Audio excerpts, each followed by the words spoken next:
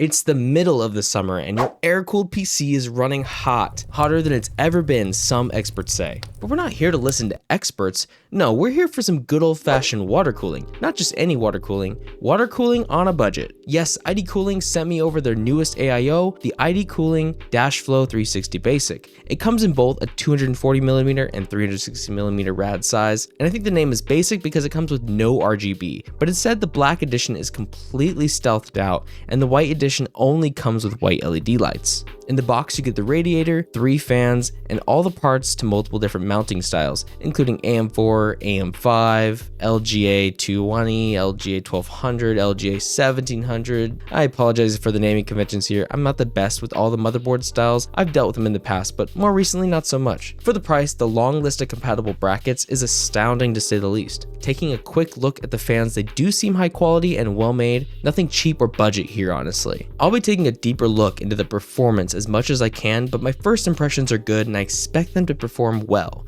It does include rubber corners here also to reduce any rattling or noise. You also get a nice tube of thermal paste, ID Cooling's Frostex 25. Generic enough, and I'm sure it will perform well as any other standard thermal paste. I've yet to get into experimenting with thermal paste. Drop a comment if you want to see that though. For now, we'll get all the fans screwed onto the radiator. I'm going with a push configuration, meaning all the fans will be pulling air from inside the case and pushing out. This is typically ideal in cases like mine, but there are 2 other ways to do it. Just remember what Steve from Gamers Nexus found out. Always make sure to have your radiator down, the pumps down, or just mounted above and you don't have to worry about that stuff. Getting into the finer details of the AIO, my particular model features an all-white design with simple yet tastefully designed logos on the fans and this octagon shape around the fans as well, which is actually really nice and gives a sleek modern look. No, the pump does not feature an LCD screen, but after all, it's only about $79 to $90, but what it does feature is a modern engraving design. The white model does have LEDs around this as well, which I'll show you in the complete build, but I do really like the simplicity of it. The radiator has a touch of branding, which will mostly be covered by the case anyway, so it's not ugly or overdone either, so don't worry about that. Before I fully install this AIO though, I need to do a few benchmarks on my existing cooler. I run a VTrue V5 air cooler. It was touted as a fantastic air cooler option for only $35, and they weren't wrong. But honestly, for a little more than double the price, why not take the risk with an AIO? I ran a Cinebench and TimeSpy test and monitored my CPU temps through both tests. My CPU reached a maximum and sustained temp of about 84 degrees Celsius, all while maintaining about 4.4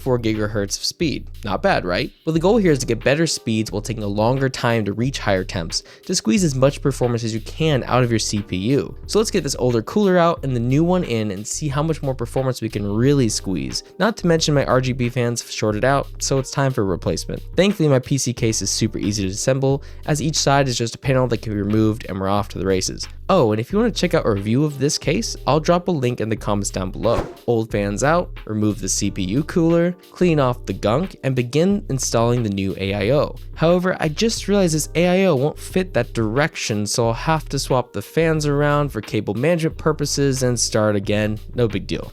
Now the fan's been turned around, we install the radiator on top of the PC, apply some thermal paste, and I don't have a scraper, so I always just make a nice little X that just got messed up. Come on. Here's an excellent cable management hack for you as well. For all those crazy wires hanging all around, you just gotta push them up like this and shove the side of the case on so you never have to deal with them again and it's future use problem. So it's all installed now, and this thing fits the build and setup perfectly. Here's a little glamour shot to prove it. Oh, and new camera, so be nice, I'm still learning.